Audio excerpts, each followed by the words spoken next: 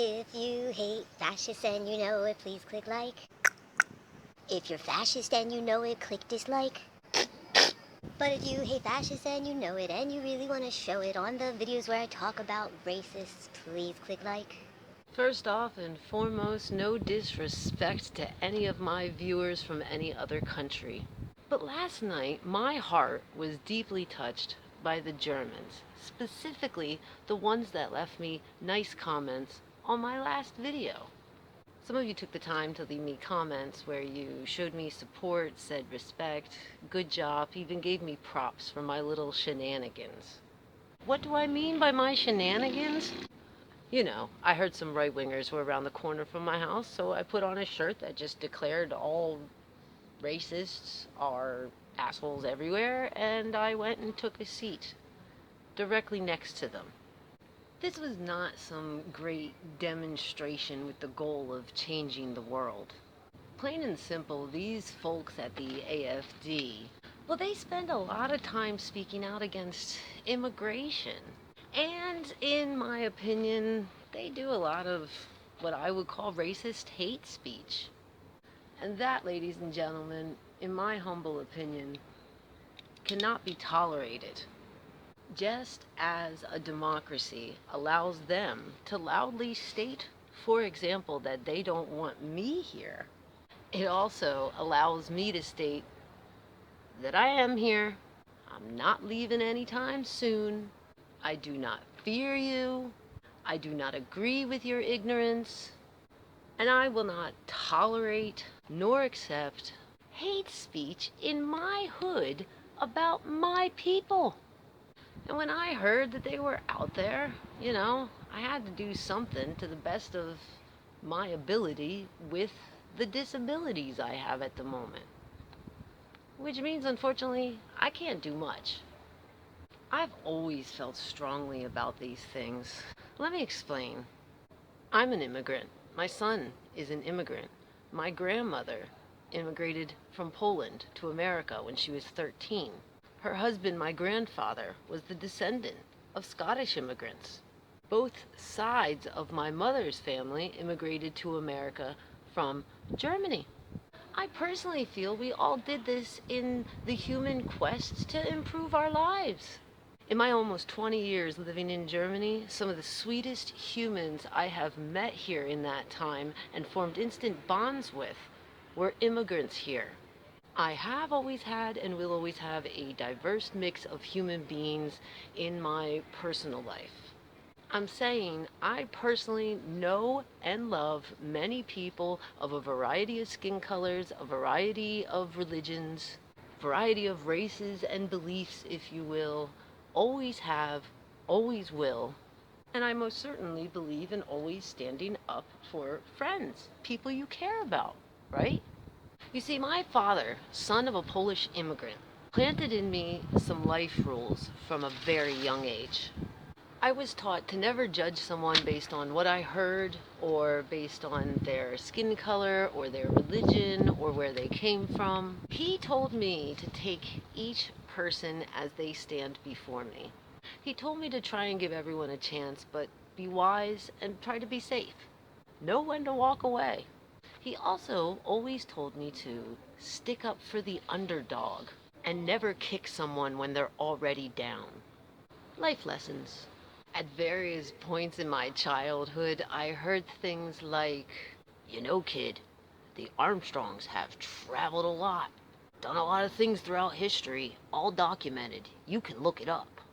And me in awe, like, really? And then he would be like, yup, another reason you can't be racist. And me a tad confused, huh? And he'd be like, I'm just saying, we Armstrongs got around. We mixed with everybody throughout history. He wasn't kidding. I remember one time in my preteen years expressing fear of this mountainside, windy river road, and he used this moment to say to me, hey kid, just imagine you're driving on that road and you got a flat tire in the middle of a thunderstorm. Of course, I would be like, that would be scary. And he would be like, Even more scary if you're a stupid racist. And I would be like, yeah? And he would be like, yeah, kid, 'cause I promise you, if you're that type of person, when that happens to you out here in the middle of nowhere on this dangerous road in the middle of a thunderstorm, what would you do if you're in this desperate situation and it just happened to be a person of color who showed up to help you? I guarantee to you that's what life is gonna do back to you, he would say. And he would say, you know, kid, 'cause that's how life works. And little me would respond, yeah, that would be pretty dumb to be like that. And he'd like give me a little punch on the shoulder and be like, right, kid, racism is really dumb. And we would both giggle. My father often went out of his way to consciously educate me, to try to not be prejudiced. What I'm saying is these values, these beliefs, they have been implanted in me from a very young age. I take them very seriously and tend to get very passionate about the topic of being prejudiced in general. Something else about me, I'm loyal like a dog to people who treat me right. And I will not ever sit in silence when faced with hate being spewed about people I care about. I will always seek to correct the ignorance with my personal knowledge based on my actual life experiences.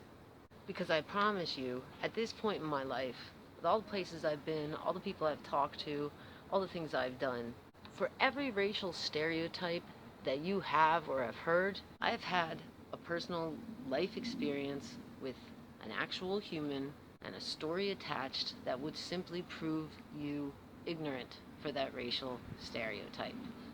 I don't know, maybe it's because this stuff was consciously planted into my head at a young age by my father, who was sort of a superhero to me. Maybe it's because I've always been curious of and talked to strangers. Maybe it's due to my exposure and direct conversations with literally hundreds of thousands of people all over the place due to my personal travels and jobs that would have me working at events, for example, all over Europe. I have been really lucky and met a lot of different humans from different cultures that treated me right, and I'm not just gonna allow people to just slander them. And I'm not here to be like, you should all do as I do and think as I think. No, that's not what I'm doing. I'm just trying to explain where I'm coming from. Although, as I sat there alone next to the AFD, I have to say, I can't lie, I really do wish more people would stand up against them. Just saying, felt a bit alone. In light of some of you that took the time to warn me about the dangerous types that can hang around these right-wingers, thank you for your concern. I appreciate it. I acknowledge it is correct. And while I am aware that no matter what, in any gathering, you can always find dangerous or bad humans. There will always be people in this world that wish to intimidate and instill fear. But I'm not gonna give them what they want. Why would I give them what they want? I'm not scared. Nope. I want to be clear. I'm not saying I'm invincible or I'm the toughest chick in the world. I am certainly not. I'm simply saying that what I in my heart believe is right is to me more important than any fear I may have. I would say defending good people and making sure they can live safe and comfortably is more important than any little fear I have that there may be some nasty guy there that wants to hurt me. I'm not scared of you, bro. You see, I am a passionate human. When I feel strongly about something, I show it. Some people fear this. Some people confuse it for aggression. And sometimes some people mistake kindness for weakness. But all that matters to me is that I am doing what I know is right in my heart, that I am doing right by the good humans that raised me, that I'm doing right by the good humans I have gotten to personally know and have treated me right. And that I should always do my best to at least sort of look out for the underdog or minority in any situation. Just at least look out for them. Always know it could be you. So I'm not trying to be a hero. The stupid tumor I had in my head won't let me. But I can't help speak in my mind or expressing my opinion, especially on topics like racism. It's just who I am and how I was raised. I can't change. And I won't change. And as long as there will be people who seek to instill fear in others by using hate, well, I'll be here to try to set them straight.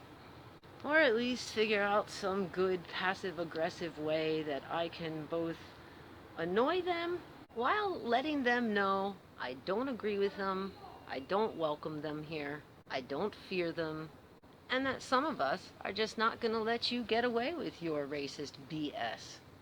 So in closing, I just kind of want to say thank you to all of you that showed me support, but especially the Germans, because I live here. And it's a really nice and reassuring thing to know that you guys are here too.